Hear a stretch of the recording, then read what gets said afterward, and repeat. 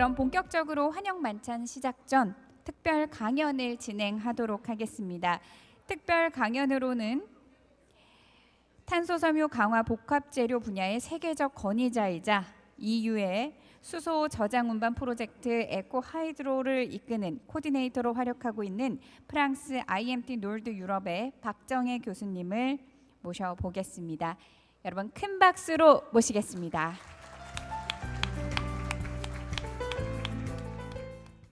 네, 안녕하십니까. 저 방금 소개받은 박정혜입니다. 저 세계적인 권위자는 아니고요. 제가 하고 있는 연구 분야가 섬유 강화 고분자 복합 재료인데 오늘은 그 중에서 이제 섬유가 여러 가지가 있는데 이제 탄소 섬유를 이용한 복합 재료 중에 좀 제가 연구하는 분야를 좀 말씀을 드리겠습니다.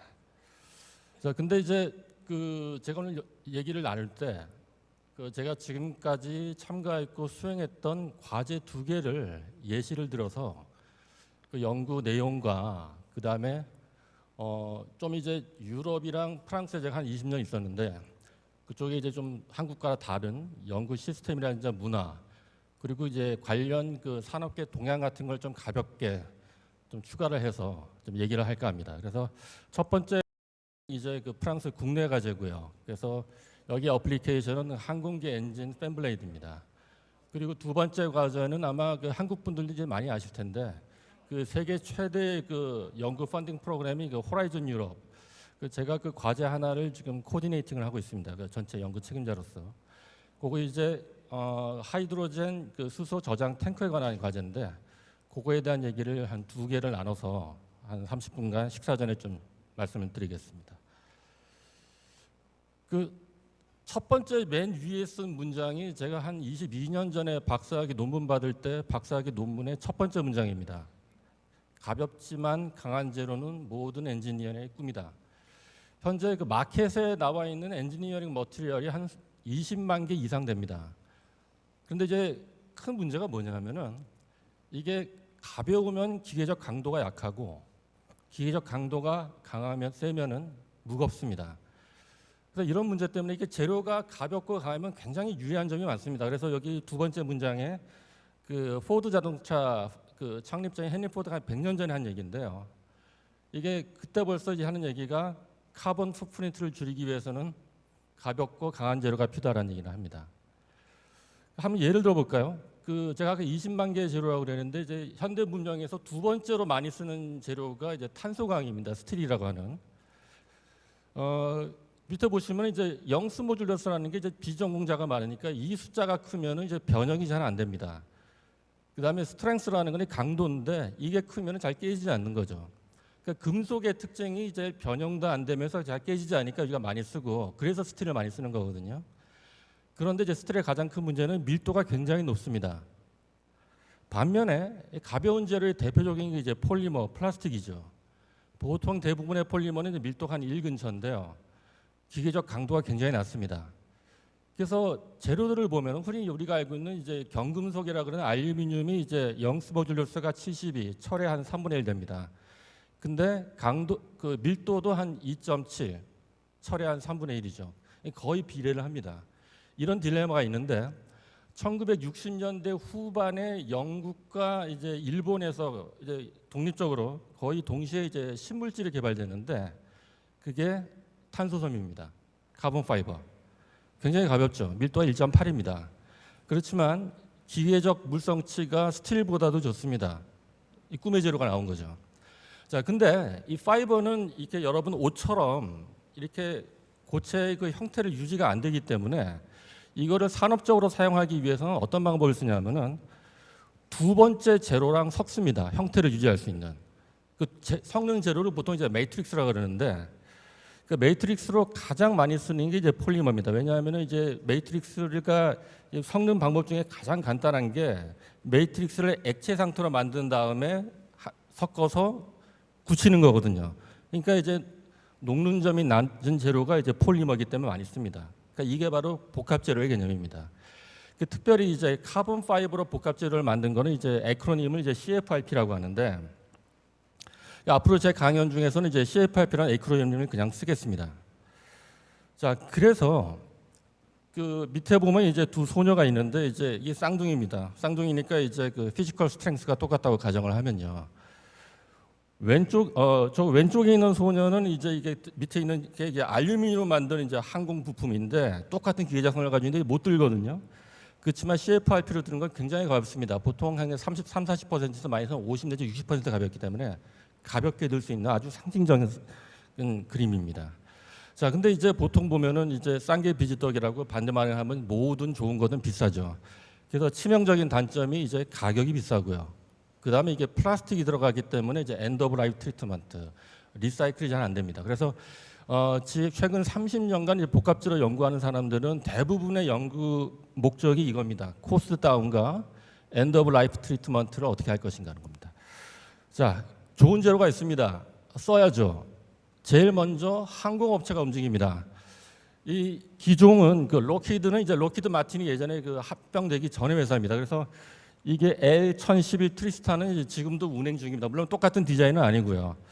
그래서 여러분들 보시면은 이게 항공기는 보통 부품이 이제 20만 개에서 50만 개 있다고 그러는데 누구에게나 그 부품 중에서 가장 중요한 게 뭐냐고 물으면 아마 거의 100% 엔진이라고 얘기할 겁니다. 여기요. 그 엔진 중에서도 이게 팬 블레이드가 가벼우면서도 변형도 안 되고 잘 깨지지도 않으면 굉장히 유리합니다. 그러니까 팬 블레이드가 가벼우면 쉽게 말해서 엔진 효율이 확 올라갑니다. 연료 효율이. 자, 그래서 록히드가 롤스로이스에게 이제 엔진 제작을 주문을 하면서 이제 카본 파이버를 한번 써보자는 얘기를 합니다. 자, 그랬더니 새로운 재료를 쓰니까 생각지도 못했던 많은 문제들이 발생합니다. 첫 번째로 이제 여러분들 이제 그 제주항공 그 무한공항 사태를 이제 아마 버드 스트라이크 이제 여러분들 다 아실 거예요. 이게 카본 파이버가 굉장히 브리틀합니다. 거기다가 이제 폴리머로 쓰는 거 보통 에폭시를 많이 쓰는데 에폭시도 브리틀합니다. 브리틀한 거랑 브리틀한 거랑 합치니까 CFRP가 브리틀합니다.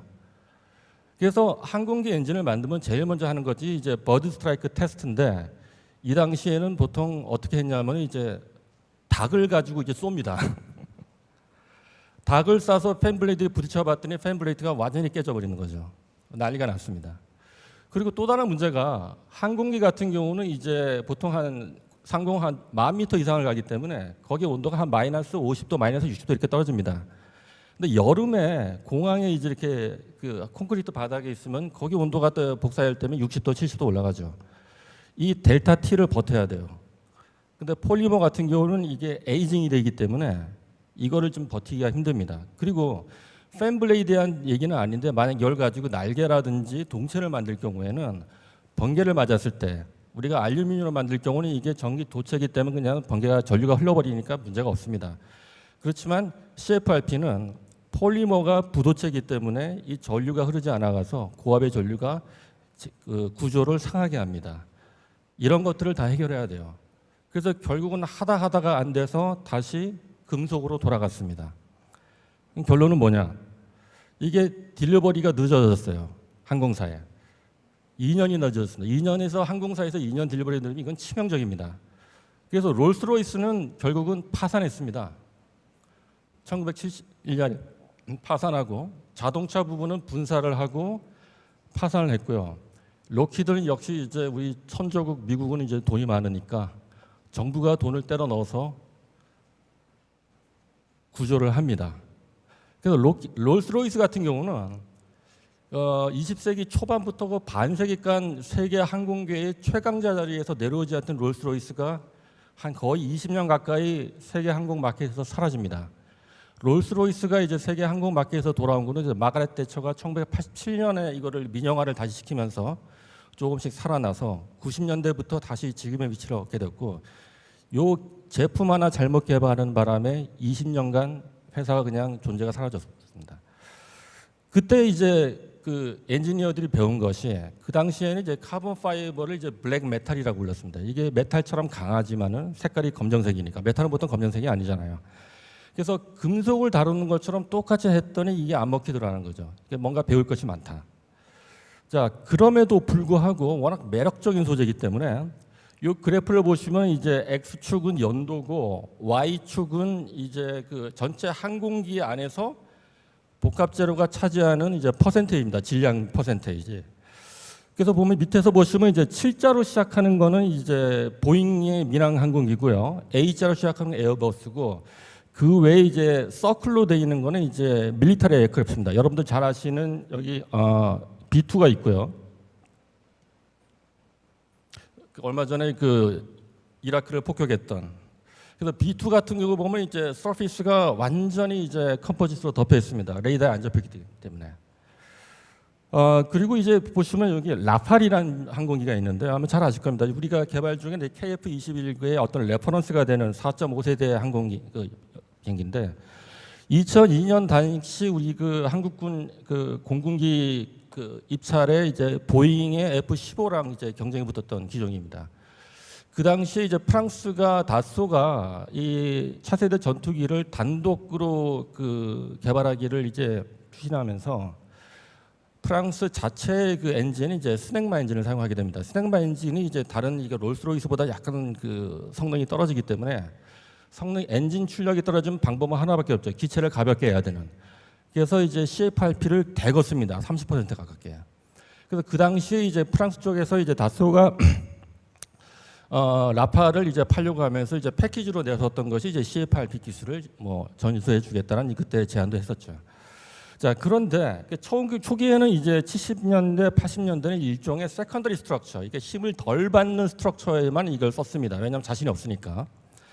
그러다가 이제 2021세기 들어서 여러분들이 잘 아시는 A380부터 갑자기 이제 CFRP 적용이 늘어납니다. 그러고 나서 위에 보시면은 이제 787 보잉 드림라이너죠. 그리고 이제 A350이 있는데 보잉에서 에어버스가 이제 한 25% 쓰겠다 그러니까 자기네가 50% 쓰겠다고 발표를 합니다. 그 전까지는 에어버스의 A350이 38%를 쓰겠다고 그러다가 그 얘기를 들은 에어버스 CEO가 무슨 일이 있어도 보잉보다는 많이 쓰라고 해서 53%를 쓰게 됩니다. 그래서 요 차트를 주신 분이 이제 밑에 알란 트로피스라고 이게 좀 오래됐습니다. 한 2016년에 저한테 주신 차트인데 그래서 좀 불어로 돼 있습니다만 A380의 전체 기체 설계를 지휘하신 분이에요. 그 10년 전에 이분이 하신 말씀이 이제는 이제 프라마이 스트럭처를 100% CFRP로 할 수 있는 우리가 역량이 있다라는 겁니다. 그래서 이제 A380 얘기를 잠깐 해보면요. A380이 잘 아시다시피 이제 현재까지 이제 인류가 만든 그 여객기 중에서 가장 큽니다.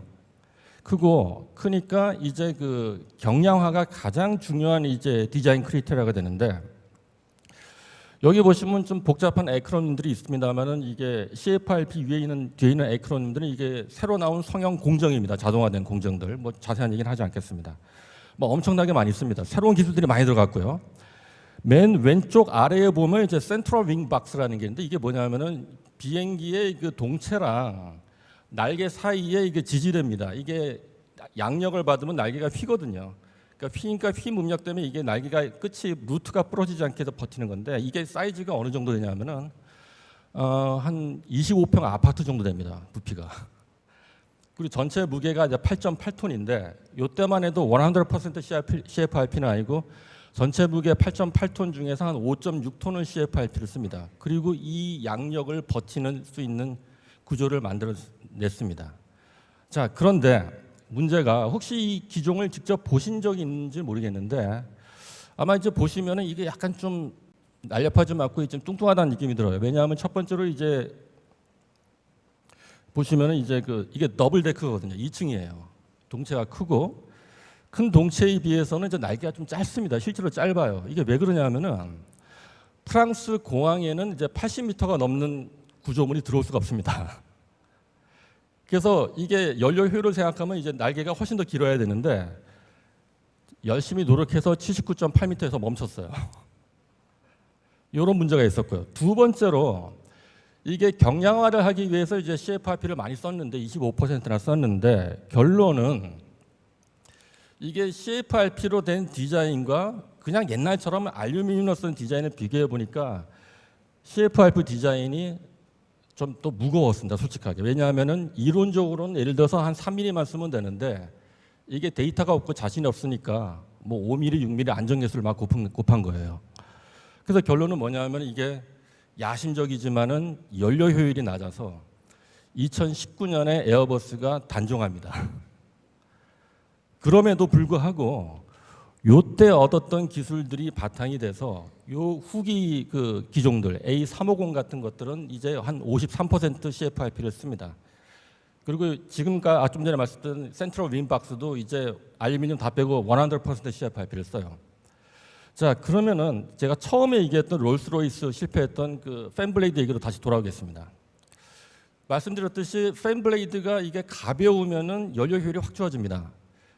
그러니까 지금 그 전 세계 항공기 엔진 마켓은 요 빅3 세 회사가 완전히 독과점을 하고 있습니다. 제너럴 일렉트릭이 있고요. 넘버 1이고 2가 이제 롤스로이스고 세 번째가 프래트 휘튼입니다. 요 회사가 엔진을 만들 때 이제 팬블레이드를 만들 때 이제 쓰는 재료가 크게 두 가지가 있는데요. 타이타늄, 정확히 말하면 이제 타이타늄 알로이가 있고 합금이 있고 그다음에 CFRP인데 프리프렉을 한 게 뭐냐면은 에폭시랑 파이버를 이렇게 얇은 시트에다가 함침을 시켜놓은 게 있습니다. 어떻게 생각하시면 되냐면 끈적끈적한 셀로판 테이프 안에 카본 파이버가 이렇게 쫙 들어가 있다고 생각하시면 돼요.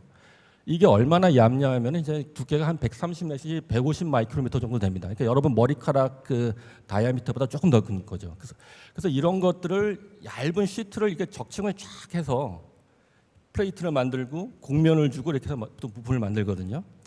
그래서 CFRP 프리프렉을 쓰는 업체는 지금 제너럴 일렉트릭이 쓰고 있고요. 롤스로이스랑 프래트 위트니는 타이타늄을 씁니다. 지금도. 롤스로이스는 지금 이제 CFRP로 넘어가려고 연구 중이에요. 자, 근데 이제 요 팬블레이드를 만들 때 이제 디자인 리콰이어먼트가 어떤 게 있냐면은 제일 먼저 이제 버드 스트라이크를 버텨야 됩니다. 충격 강도가 좋아야죠. 그러면서도 이제 비싸면 안 되겠죠. 싸야 됩니다. 그 다음에 퍼티그란 게 피로라는 게 뭐냐면 이제 여러분들 재료를 보시면은 이렇게 강한 힘을 주면 한 번에 깨지죠. 근데 약한 힘을 주면 깨지지는 않습니다. 그렇지만 약한 힘을 여러 번 주면은 이게 한 10,000번, 10만 번 계속되면 결국에는 약한 힘이라도 깨집니다. 이게 퍼티그인데 이게 재료 안에서 어떤 일이 발생하냐면은 약한 힘을 주면은 겉에서 보면 멀쩡하지만은 안에는 이제 작은 크랙이 생기거든요. 그러니까 이거를 반복해서 힘을 주면 이 크랙들이 연결이 되면서 결국은 완전히 깨져버리는 거죠. 그래서 모든 회전하는 그 컴포넌트는 이 퍼티그가 중요한 그 크리테리아가 됩니다. 이 팬블레이드는 보통 이제 한 2,300 RPM 정도로 돌기 때문에 이 퍼티그 레지스턴스가 굉장히 중요한 크리테리아입니다. 그리고 물론 앞에서 말씀드렸듯이 가벼워야겠죠. 그래서 위에 빨간색으로 된 거는 이제 타이타늄의 장점이고 파란색으로 된 거는 이제 CFRP의 장점입니다. 그 CFRP가 왜 퍼티그가 좋냐면 아까 말씀드렸듯이 크랙이 이제 막 생긴다 그랬는데 크랙이 진행하다가 파이버가 있으면 크랙이 멈춥니다. 그렇기 때문에 이제 퍼티그에 잘 버티는 거고 사실 어떤 분들은 이게 타이타늄이 로우 코스트라고 의심하실 수 있는데 타이타늄이 굉장히 비싼 재료죠. 근데 CFRP가 타이타늄의 3배 비쌉니다. 엄청납니다. 자, 그래서 이제 타이타늄을 쓰면 이런 문제가 있고 CFRP를 쓰면 이런 문제가 있는데 이게 버드 스트라이크 여부를 다 아실 테니까 뭐 잠깐 넘어가죠. 이게 2007년도 맨체스터 공항인데 보잉 757기인데 새 한 마리가 이제 이륙시에 들어가면 불꽃이 바로 튑니다. 그리고 제가 소리를 죽였는데 이 보면 튀자마자 이제 조종사가 메이데이 메이데이를 외치거든요. 다행히 이 경우는 이제 무사히 이제 다시 착륙을 해서 인명 피해는 없었습니다만 이게 굉장히 센시티브한 문제입니다. 그래서 이거 어려운 기술인데요. 자, 이거를 어떻게 하면 좋을까? 그래서 이제 이게 컴포짓 CFRP 프리프렉을 쓰면 이제 아까 말씀드린 적층하는 이제 라미네이트를 쓰는데 이게 충격을 딱 받으면은 이게 적층한 레이어와 레이어 경계면 사이로 크랙이 쫙 하고 진행합니다. 이걸 막을 방법이 없죠. 그래서 제너럴 일렉트릭 같은 경우는 이걸 어떻게 해결하냐면은 CFRP 레이어 사이에 엘라스토모 레이어를 낍니다. 고무 같은 거. 그게 이제 충격을 흡수하게. 그러다 보면 또 어떤 문제가 발생하면 이제 블레이드가 두꺼워지죠. 두꺼워지면 에어로다이나믹 퍼포먼스가 좀 떨어지는 게 있고 그거를 잘 조정하는 게 이제 제너럴 일렉트릭의 기술인 겁니다. 자, 그럼 이제 이걸 다 해결할 수 있는 방법이 없겠는가? 그러다가 프랑스의 예전에는 스낵마라 부르고 지금 이제 사프란이라 부르는 회사의 그 브루노 담브린이라는 그 엔지니어가 기가 막힌 아이디어를 냅니다. 복합재료 이게 프리프레그를 쓰지 말고 텍스타일 중에 3디멘셔널 인터락이라는 텍스타일이 있습니다. 여러분들 이게 옷감 텍스타일 보시면 시실 날실이 오르락 내리막 하면서 위빙이 돼 있는데 인터락이라는 거는 이게 한 층만 오르락 내리락 하는 게 아니라 여러 층을 한꺼번에 묶는 겁니다. 그러면 여러 층을 한꺼번에 묶기 때문에 크랙이 가도 이 버티컬한 파이버가 크랙을 막아주는 거죠. 그리고 성형 공정 코스트를 줄이기 위해서 어떻게 하냐면 이제 프리프레그를 쓰지 말고 여러분들 잘 아시겠지만 이제 생산성이 가장 높은 성형 공정은 몰딩이랑 캐스팅입니다. 여기 블레이드랑 똑같은 형태의 금형 캐비트를 만들어 놓고 그 안에 파이버를 까는 거죠. 깔고 에폭시를 주입을 합니다. 에폭시가 다 차면은 금형을 가열해서 구워냅니다. 그래서 몰딩 캐스팅이 사실은 이게 세컨더리 오퍼레이션을 줄일 수 있는, 그래서 여러분 잘 아시는 앨런 머스크의 기가 프레스, 기가 캐스팅 같은 것도 전체를 그냥 이렇게 몰딩 캐스팅을 하지 않습니까? 생산성을 높이기 위해서 똑같은 걸 하자는 거죠. 그래서 이게 사프랑에서 그 제너럴 일렉트릭가 만든 조인트 벤처가 있습니다. CFN 인터내셔널이라고. 거기를 통해서 이거를 생산을 하기 시작합니다. 그때 쓰는 이제 몰딩 공법을 이제 레진 트랜스퍼 몰딩이라고 제가 연구하는 분야인데, 그래서 임팩트 스트렝스를 잡고 버드 스트라이크에서 버티면서 코스트를 타이타늄으로 만들었을 때랑 같이 가져가자는 겁니다. 근데 이제 연구를 이제 2007년 정도부터 이제 개발을 해보니까 이제 뭐 해보니까 되긴 돼요. 트라이얼 에러 해보니까 되긴 되는데 이거 좀 더 깊이 알고 싶다. 역시 그 데카르트의 후예들은 뭔가 좀 다릅니다. 그래서 깊이 파보고자 해서 PRC는 이제 프로제드 흐시학식 콘서트, 그래서 이제 콘서트가 이제 그 뮤직의 콘서트 같은 개념인데, 그 프랑스 정부 이제 DGAC에서 이제 50 밀리언 유로를 이제 서포트를 합니다. 그리고 이 3D 텍스타일 컴포짓, 정확히 말하면 이제 팬블레이드를 이제 염두에 둔 거죠. 거기에 대한 모든 거를 다 연구를 합니다. 그리고 또 하나 에폭시 외에도 이제 세라믹도 써보자는 거죠. 왜냐하면 이제 엔진에 이제 공기가 들어가면은 보통 한국에서는 오퍼레이션 템퍼러처가 400도 이하면은 이제 콜드 머티리얼, 오퍼레이션 템퍼러처가 800도 이상이면 이제 핫 머티리얼 그러는데, 공기가 팬블레이드를 지나서 컴프레서를 지나서 터빈까지 오면 굉장히 고온 고압이 됩니다. 거기서부터 이제 폴리머가 못 버티기 때문에 이제 세라믹으로 만드는 거죠.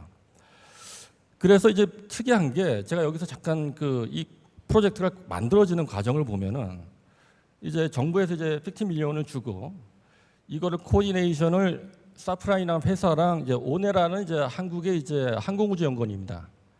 요 두 군데서 코디네이션을 하게 됩니다. 하고 이 과제가 만들어지기 전에 사프란의 연구소장 및 그 연구소장 팀이 프랑스 전역을 다 돕니다. 직접 랩을 방문을 해요. 방문을 해서 연구 장비, 그다음에 연구 인력, 그리고 연구자들과 이제 대화를 해봐서 그 사람들이 선정한 랩입니다. 프랑스 전역에. 그래서 특이한 게 프랑스도 그렇고 이제 독일도 그런데 그 대학교의 네임밸류랑 세부 전공의 연구 레벨이 그렇게 일치하지가 않습니다. 지방에도 굉장히 그 우수한 연구팀들이 있고요. 그런 것도 제가 봤고, 두 번째로 오네라가 이제 한국의 카리 같은 데인데 프랑스 연구 그 인력의 그 파워가 사실 보면은 오네라라든지 이제 CEA 원자력청 이런 정부 연구소에 그 퍼블리케이션이 별로 없지만은 굉장히 유능한 연구자들이 많습니다. 잘 이게 통계에 안 잡히는 연구원들이죠. 그래서 저는 이게 그분들이랑 연구해봤던 게 이제 굉장히 그 기억이 남고요. 특히 이제 6개월마다 한 번씩 요 멤버들이 파리 남쪽의 퐁텐블로 숲안에 있는 작은 호텔을 빌려가지고 이제 밤새 이제 디스커션을 합니다. 맥주 다투고. 일종의 그 솔베이 컨퍼런스처럼 뭐 그 정도로 저희가 위대한 일을 하지는 않지만은 아직까지도 제가 정말 그 행복한 기억으로 남아 있습니다. 자, 그래서 개발해서 이게 2015년 정도부터 이제 이게 마켓에 나옵니다. 그래서 제가 했던 건 이거 매니팩처링, 제가 지금 있는 기관이 아니고 옛날에 있던 기관이었는데요. 그래서 이제 그 레진 트랜스퍼 몰딩이라는 그 연구 공법의 이제 시뮬레이션을 개발하는 거, 이게 제가 일이었습니다. 그래서 보시면 아시겠지만 이때는 닭을 안 던지고 더미를 던집니다. 더미를 써봤더니 이게 잘 버티더라. 자, 그래서 이게 완전히 그 세계 항공 시장의 이제 게임 체인저입니다. 그래서 그 제주 항공에 있던 그 엔진이 이름이 CFM 59인데 그게 이제 타이타늄 알로이로 만든 거. 그 전까지는 이게 베스트셀러였거든요. 그 기종에. 그것보다도 이제 연료 효율이 16% 커집니다. 16%면 어마어마한 수치입니다. 항공에서는. 그래서 이제 이 터보팬 엔진이라는 게 이제 싱글레일 복도가 하나뿐인 이제 네로우바디 기종에 좀 많이 쓰는 엔진인데 이 시장에 엔진을 나온 지 얼마 안 된 이 그 상품이 전 세계 마켓에서 57%를 향년에 먹어버렸습니다. 그래서 지금까지 아까 빅3 얘기해드렸는데 지금 전체 그 에어크래프트 엔진 시장에 이게 CFM 인터내셔널 물론 제너럴 일렉트릭이랑 사프락은 따로 계산합니다. 따서 계산함에도 불구하고 39%를 차지합니다. 완전히 이게 크랙이 간 거죠 마켓에. 그래서 그 올해 한 5월달 이제 그 미국 상무부에서 발표가 났는데 이게 이거 중국과의 전 그 경제 그 특히 히토를 가지고 이제 문제가 있어가지고 이게 립 엔진, 립이라는 게 이제 리딩 엣지 에비에이션 프로포션의 줄말입니다. 그래서 이게 세 가지 종류가 있거든요. 1A가 있고 1B가 있고 1C가 있습니다. 1A는 에어버스에 납품하죠. 에어버스 320 네오에 납품을 하고 1B는 보잉 737 맥스에 납품을 합니다. 근데 1C는 이제 여러분들 그 코막이라는 회사 아시는 모르겠는데 중국의 그 국영 회사입니다. 그 보잉이랑 에어버스에 대항하기 위해서 만든 이제 항공회사인데 거기에서 이제 이 엔진을 사거든요. 근데 그거를 이제 수출을 판매를 3개월간 이제 정지를 시켰습니다. 이제 중국에서 나오는 거에 따라서 풀 수도 있고 안 풀 수도 있고.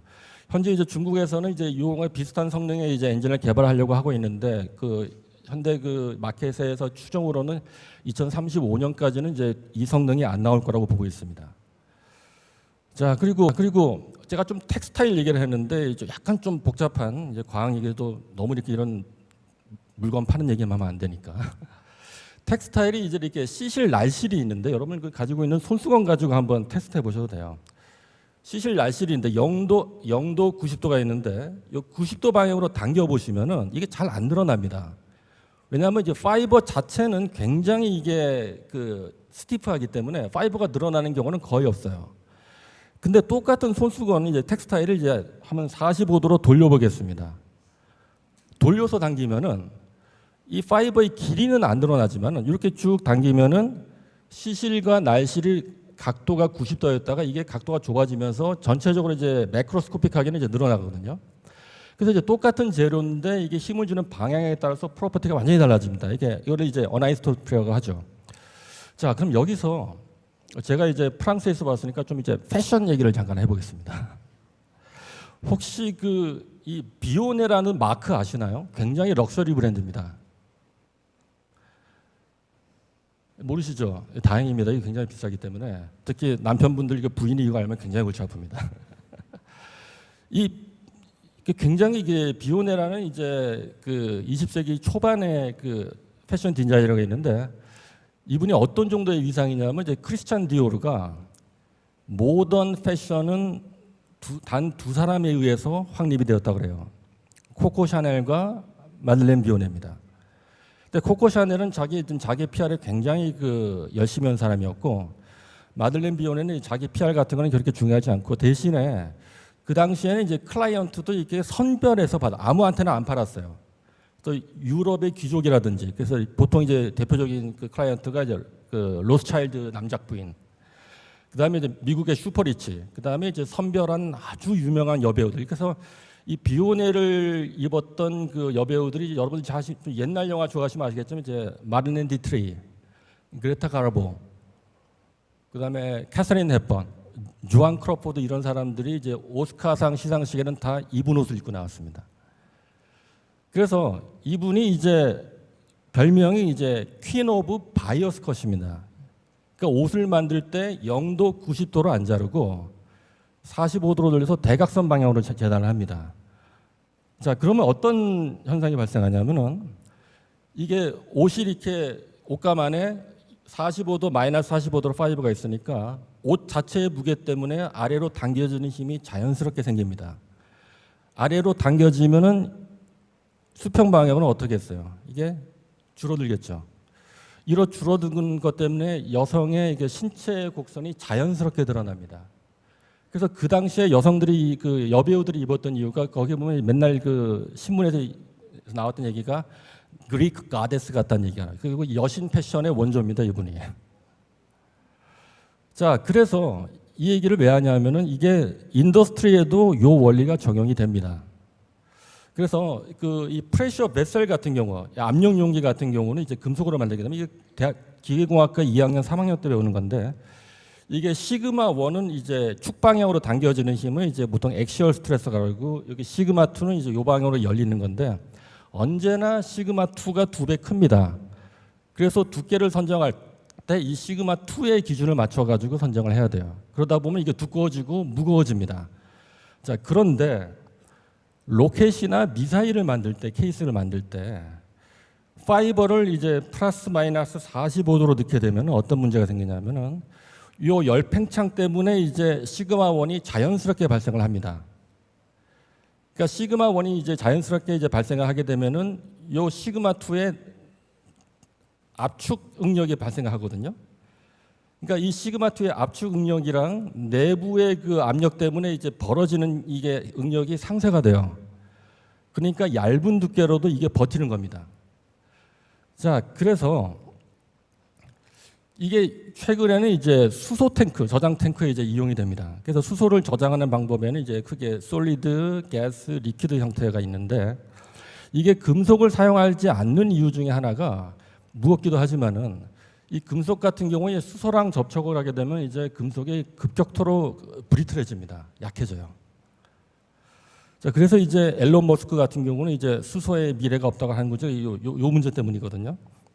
근데 이제 이걸 CFRP를 쓰면 요 문제를 피할 수가 있습니다. 그래서 보통의 이제 패신저카 같은 경우는 이제 한 5kg 정도의 수소를 이제 저장하는데 이거를 기체 상태로 저장하려면 작은 부피에 많은 질량을 해야 되니까 방법은 이걸 압축하는 방법밖에 없죠. 보통 700기압을 압축합니다. 엄청나죠. 이거를 버텨야 되는 거죠. 버티면서. 자, 그런데 어제 그 유럽은 한국은 모르겠습니다. 유럽 마켓의 트렌드는 이제 패신저카는 대부분 이제 일렉트릭카로 가고 보통 헤비로드, 트럭이라든지 버스 같은 것들이 이제 보통 이제 수소차로 많이 넘어가게 됩니다. 그런데 이제 이거를 만드는 과정을 보기 전에 또 한 가지가 이제 그 에비에이션이 있는데 사실 에비에이션의 그 환경 규제가 굉장히 심합니다. CO2 에미션 같은 것 때문에 굉장히 문제가 많은데 그래서 이제 에어버스가 새로 지금 야심적으로 추진하고 있는 프로젝트가 제로 2라는 게 있어요. 100% 하이드로젠 파워드 에어크래프트를 2035년에 그냥 판매가 아니라 이제 유럽 하늘에 날아다니게 하겠다는 겁니다. 그러려면 이제 수소를 저장하는 용기가 필요한데 이 경우에는 이제 가스로 하면은 이제 용량이 얼마 안 되고 왜냐하면 이제 한번 뜨면은 최소한 20시간은 날아가야 되기 때문에 어떻게 하냐면 이제 액체 상태로 보존합니다. 근데 액체 상태로 보존하려면은 온도를 마이너스 253도로 떨어뜨려야 돼요. 크리오제닉, 절대 온도 20K. 그래서 이게 보온, 서멀 인슐레이션이 문제가 되고 그리고 서멀 퍼티그라는 게 아까 퍼티그 말씀드렸는데 이게 온도에 따라서 생기는 퍼티그입니다. 대표적인 게 여러분들 그 마시는 찻잔 같은 경우에 뜨거운 차를 부었다가 식었다가 뜨거운 차를 부었다면 오래된 찻잔에 이게 마이크로 크랙이 나는 걸 보실 수 있는데 이것도 똑같은 현상이 발생합니다. 왜냐하면 이제 마이너스 253도로 떨어뜨려서 사용하다가 지상에 오면은 상온이 되니까. 그래서 그 사이로 이제 하이드로전이 리퀴드 되기도 하고 이런 것들을 다 해결해야 되는 굉장히 어려운 이제 챌린지가 있는 거죠. 자, 그래서 이제 만드는 방법이 크게 두 가지가 있는데 이제 파이버를 그냥 에폭시 레진에 적셔가지고 감은 다음에 경화시키는 방법이 있고요.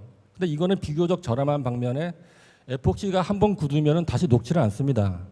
리사이클이 안 되는 거죠. 그 리사이클이 되는 플라스틱을 이제 보통 서머 플라스틱이라 그러는데 이거는 점도가 높아가지고 이렇게 함침이 안 됩니다. 그래서 보통 이제 테이프 형태로 만들어가지고 이걸 레이저로 감는데 이 경우는 이 재료 자체가 굉장히 비싼 거죠. 그래서 이제 방법이 어떻게 하면 싸면서도 리사이클 되는 방법이 없느냐. 그래서 이제 저랑 이제 프랑스 회사가 낸 아이디어가 이게 폴리머라는 게 분자량이 많아서 점도가 높으니까 모노머 형태로 함침을 시킨 다음에 그런 다음에 폴리머로 만들 때는 UV 램프로 순간적으로 이제 그 폴리머로 만들자는 겁니다. 포토폴리머라이제이션. 자, 그리고 그렇게 되면 이제 이거는 서머플라스틱이니까 그대로 이제 리사이클을 할 수가 있을 거고. 두 번째로 이게 화재에 굉장히 취약합니다. 한번 터지면은 그냥 뭐 우크라이나 전쟁에서도 이 수소 탱크를 폭탄으로 쓴 케이스가 있습니다. 그래서 파이어에 버텨야 되고요. 그 다음에 이제 인슐레이션, 아까 말씀드렸던 인슐레이션에 돼야 되고, 그 다음에 제가 또 추가를 하고 싶은 게 이제 셀프 힐링인데, 이게 카본 파이버랑 폴리머랑 이게 열 평창 개수가 완전히 다릅니다. 카본 파이버는 네거티브고요, 폴리머는 포지티브입니다. 그렇기 때문에 온도 차이가 심하면 여기서 이제 크랙이 가는 거죠, 인터페이스에서. 그래서 이거를 완전히 치유를 하지는 못하겠지만, 그 우리가 안 쓰는 동안에 이제 살짝 가열해서 이걸 셀프 힐링을 하면은 수명을 늘릴 수 있다. 그리고 물론 당연히 이제 에너지도 적게 늙었고요. 왜냐하면 이제 그 UV 램프로만 큐어링을 하니까. 그리고 이제 안에 센서를 달아가지고 거기 이제 AI 같은 걸 써가지고 이제 남은 수명 같은 걸 예측해서 이거를 앞으로 충분히 쓸 수 있으면은, 지금은 이제 규정이 5년 내지 7년 쓰면은 아무런 문제가 없어서 그냥 바꾸게 돼 있습니다, 안전상. 그러지 말고 더 쓰자는 거죠. 자, 이런 연구를 하기 위해서는 이제 돈이 필요하니까 열심히 돈을 찾던 중, 아마 여러분들 그 호라이즌 유럽 콜 다 아실 겁니다.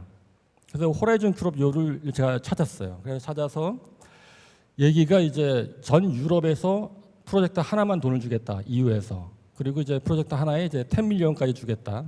그래서 이제 요 콜에 제가 파트너들을 한 규합을 해서 제가 코디네이터로 신청을 해서 과제를 버짓을 제가 열심히 해서 거의 10밀리언까지 맞췄습니다. 굉장한 옵티미제이션해서. 그 보시면 아시겠지만은 이제 맨 왼쪽에 5군데가 이제 보통 아카데미아고요. 나머지는 전부 회사입니다. 전체 풀체인에 대해서. 그래서 열심히 지금 연구를 하고 있습니다. 여기 보면 이제 엔드 유저에는 이제 에어버스도 있고요. 그래서 이게 제가 그 킥오프 미팅 때 그 각 파트너들 대표들이랑 찍은 사진이고, 제가 그 평상시 잘 안 매는 넥타이를 오늘도 맸는데 똑같은 넥타이를 메고 있고요. 그리고 회의 도중에 이제 지루하니까, 여러분들 좀 지루하신 것 같은데 좀 쪼크도 하고, 그리고 이게 유럽 현지 분위기는 이 호라이즌 유럽에서 과제를 얼마나 따오냐는 걸 국가별로 이제 마치 올림픽 메달 집계 하듯이 집계를 합니다. 왜냐하면 각 국가별로 분담금을 내고, 예를 들어서 내가 프랑스가 분담금 낸 만큼 과제를 못 따올 수도 있거든요. 그리고 또 이거 과제를 얼마나 따왔는가 한 국가의 그 사이언티픽 엑셀런스의 인덱스가 되기 때문에, 그리고 또 이게 수소에 관한 거기 때문에 그 제가 과제를 따는 순간 과제도 하지 않았는데 이제 프랑스 한 그 전국적인 일간지 및 잡지 같은 데 한 15군데 제가 인터뷰를 했습니다. 자, 그래서 이제 다 아시는 얘기가, 이제 결론을 짓자면은 머티리얼은 중요하다. 그 중에서 프로세싱과 매니팩처링이 정말 중요한 게, 이게 카피가 안 됩니다. 뭐 제가 아무리 그 미슐린 3스타 안성재 셰프와 같은 똑같은 우수한 재료를 쓴다고 해서 똑같은 퀄리티의 그 음식을 못 만드는 것처럼, 이게 프로세싱과 매니팩처링이 일종의 그 쿠킹에 해당되는 기술이거든요. 그래서 이걸 가지고 유니크한 기술을 가지고 있으면 이제 후발주자가 따라가기 굉장히 힘들다. 그리고 이제 두 개 이제 컨피덴셜한 과제, 그리고 오픈 사이언스 과제인데, 한 가지 말씀을 드리면은, 이게 프랑스는 그 학교에서 PhD 학생이나 포스닥, 그다음에 교수를 뽑을 때 외국인을 뽑게 되면은 HFDS라는 그 정보부에 보고를 하게 돼 있습니다.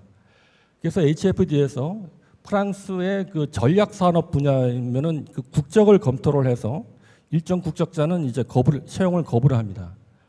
항공 같은 것이 이제 그쪽이 있기 때문에 그 굉장히 저 입장에서는 그 PhD 학생 뽑는 게 굉장히 힘들고요.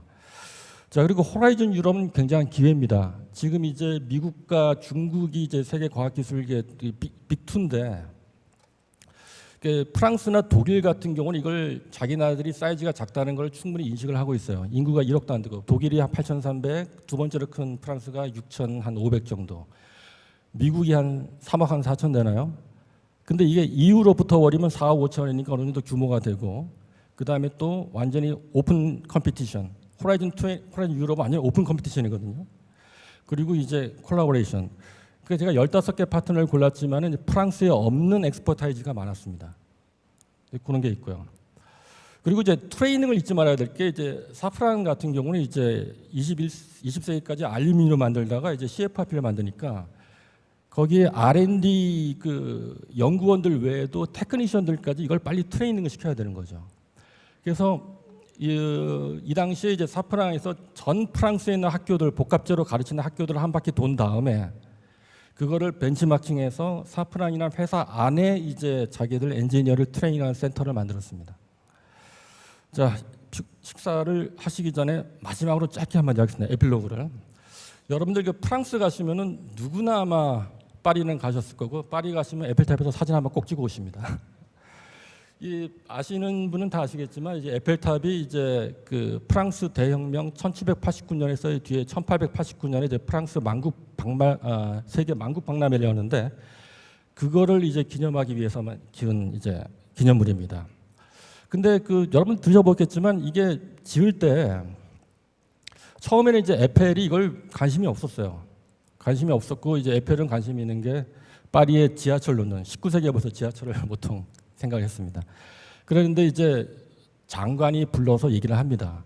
이 당시 프랑스 분위기가 뭐냐면 이제 19세기 뭐 어떻게 보면 치욕의 세기입니다. 프랑스는.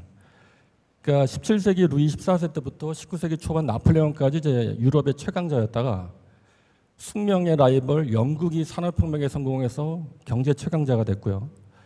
그다음에 1872년에는 언제나 아래로 봤던 프로이센, 독일이죠. 독일한테 전쟁을 해서 처참하게 지고 특별히 그 세당성 전투에서는 나폴레옹 3세가 생포당합니다. 그래서 이 장관이 그러고 나서 이제 1870년에 지고 나서 2년 만에 막대한 전쟁 배상금이 그때 당시로 한 프랑스 GDP의 3분의 1에 해당되는 전쟁 배상금을 절치부심해서 2년 만에 갚고 전쟁에 상응해서 다시 일어납니다. 그래서 요때 이제 부탁을 한 게 야 네가 에페라 네가 그 자유의 여신상 만들고 했으니까 만국 박람회를 기념할 수 있는 어떤 상징을 만들어 달라. 그리고 이걸 프랑스 사람들이 보면서 세당에서의 치욕을 잊을 수 있게 해달라고 부탁을 합니다. 그래서 이제 만든 게 그 당시 세계 최대 높이의 300m 이 철골 구조물인 거죠. 근데 이제 이게 굉장히 흉물스럽다 보니까 많은 예술가, 문학가들이 반대를 하고 그다음에 이게 세네강 바로 옆에 습지에 지어져서 위험하니까 파리 시민들이 반대를 하고 이게 워낙 높다 보니까 노틀담 성당보다 높다는 이유로 로마 바티칸의 교황도 반대를 합니다. 그리고 심지어는 은행도 돈을 끊어요. 그래서 이제 에펠탑이 이런 여론을 돌리기 위한 이유로 뭔가를 합니다. 여기다. 에펠탑 가신 분들 혹시 여기 자세히 보신 분 있으십니까? 보신 분 계시네요. 진짜 역시 과학자분들은 다 아십니다. 여기 보시면은 사람 이름이 이제 금장으로 이제 다 새겨져 있습니다. 코시 같은 경우. 이게 뭐냐면 이제 지난 100년간 프랑스에서 활약했던 물론 이제 외국인인데 프랑스를 귀화했던 사람 포함입니다. 72명의 과학자를 에펠이 선정을 해서 그들의 이름을 18명씩 내면에 새깁니다. 어떤 이름인지 한번 보실까요? 여러분들 그 교과서나 여러분들 연구하는 분야의 무슨 법칙 이런 거 보면 있는 분들이 많이 나옵니다. 좀 많은 이름들을 좀 찾으실 수 있을 거예요. 그리고 또 다른 면에는 좀 반가운 친숙한 이름들이 있을 겁니다. 그리고 또 보시면은 이쪽도 제법 있고요. 그리고 이쪽도 좀 보시면은 이름들이 좀 익숙한 이름들이 있을 겁니다. 그래서 이거를 짓고 나서 에펠이 뭐라 그랬냐면은 랑보카숑 드 라 시앙스, 인보케이션 오브 사이언스. 이거는 이제 니들이 흉물스럽더라고 하지만 이게 예술품이 아니라 과학기술 번영의 상징이라는 거죠. 그래서 프랑스가 다시 일어나는데 이런 과학기술인들의 도움이 있었다. 그 실제로 요때부터 이제 그 산업화가 고도로 이루어져서 여러분들 역사에서 잘 아시는 벨 오브 에포크 시대가 이때부터 시작이 됩니다. 그래서 올해가 이제 광복 80주년인데 20년 뒤 광복 100주년에 대한민국 영광을 얘기할 때 대한민국 과학기술 여러분들의 이름이 이렇게 찬란하게 빛나기를 진심으로 기원합니다. 지루한 얘기 끝까지 경청해 주셔서 대단히 감사합니다.